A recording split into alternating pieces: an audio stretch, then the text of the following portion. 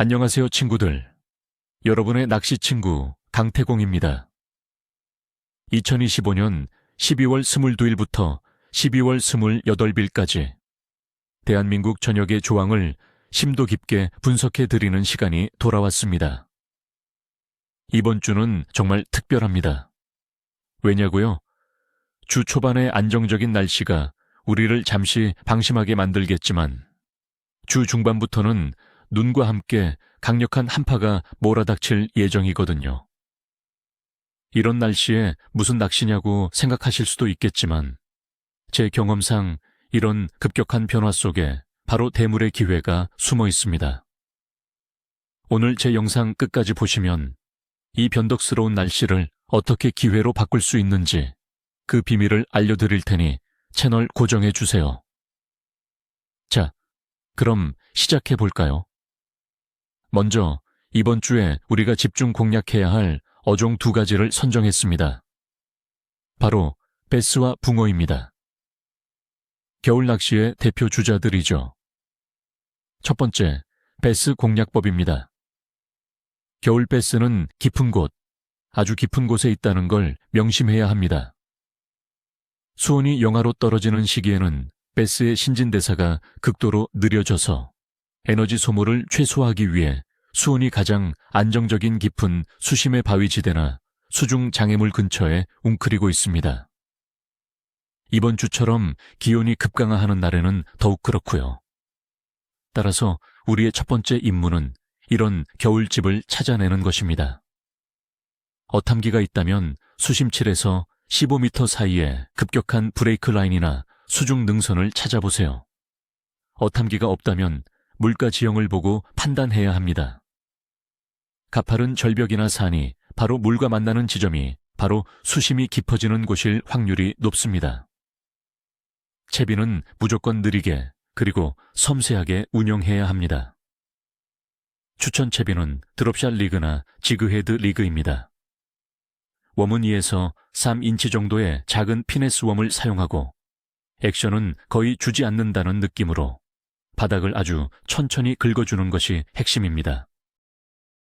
1분의 1 한 바퀴를 감는다는 생각으로 극한의 인내심을 발휘해야 합니다. 입질은 툭 하는 명확한 느낌보다는 라인이 살짝 흐르거나 무게감만 느껴지는 묵직한 형태로 올 가능성이 큽니다. 라인의 움직임에 모든 신경을 집중하세요. 두 번째, 우리의 영원한 친구 붕어입니다. 겨울 붕어 낚시는 기다림의 미학 그 자체죠. 특히 얼음이 얼지 않은 남부지방에서는 수온이 조금이라도 높은 오후 시간대를 노리는 것이 유리합니다. 붕어들은 수초가 삭아내린 주변이나 수심이 1점에서 5m에서 2m 정도로 비교적 완만하게 깊어지는 지역에 모여 있을 가능성이 높습니다. 이곳은 햇볕을 조금이라도 더 오래 받아 수온이 미세하게나마 높기 때문입니다. 미끼는 단연 동물성 미끼, 지렁이나 구더기가 최고입니다. 붕어의 활성도가 매우 낮기 때문에 떡밥보다는 살아있는 미끼의 움직임으로 시각과 후각을 자극하는 것이 효과적입니다. 채비는 최대한 예민하게 맞춰야 합니다. 저부력에 가는 찌를 사용하고 좁쌀 봉도를 활용한 분할 채비로 미세한 입질도 파악할 수 있도록 준비해야 합니다. 챔질 타이밍도 중요합니다. 찌를 시원하게 올리는 경우는 드물고 한두 마디 살짝 올리거나 옆으로 끄는 형태의 입질이 대부분일 겁니다. 찌의 미세한 변화를 놓치지 않는 집중력이 조과를 결정합니다. 자, 그럼 이번 주 낚시 환경에 영향을 줄 핵심 요인들을 자세히 분석해 보겠습니다. 날씨, 수온, 달의 위상, 그리고 전반적인 물고기 활성도입니다. 먼저 날씨입니다. 이번 주는 극적인 반전이 있는 한 주가 될 겁니다. 주 초반인 월요일은 맑고 안정적인 날씨로 시작하지만 화요일과 수요일에 걸쳐 전국적으로 눈 소식이 있고 기온이 급격히 떨어집니다. 특히 목요일과 금요일에는 최저 기온이 영하 9도까지 내려가는 강력한 한파가 예상됩니다. 기압이 급격히 떨어졌다가 다시 치솟는 이런 패턴은 물고기에게 엄청난 스트레스를 줍니다. 특히 기압이 요동치는 화요일과 수요일에는 물고기들이 극도로 예민해지고 먹이 활동을 거의 중단할 가능성이 높습니다. 한파가 절정에 달하는 금요일 이후 날씨가 안정되는 주말부터 다시 기회가 찾아올 수 있습니다. 다음은 수온입니다. 현재 대한민국의 저수지나 강계의 수온은 대부분 영상 2에서 6도 사이를 유지하고 있을 겁니다. 하지만 이번 주 중반에 닥칠 한파로 인해 수온은 추가적으로 1에서 2도가량 더 내려갈 것으로 보입니다. 이렇게 낮은 수온에서는 물고기의 소화 능력과 활동성이 현저히 떨어집니다. 먹이를 먹더라도 아주 소량만 섭취하고 한 번 먹으면 며칠 동안 움직이지 않을 수도 있습니다. 우리가 겨울 낚시에서 인내심을 가져야 하는 이유가 바로 여기에 있습니다. 세 번째는 달의 위상입니다. 낚시인들 사이에서는 예로부터 달의 영향에 대한 이야기가 많죠.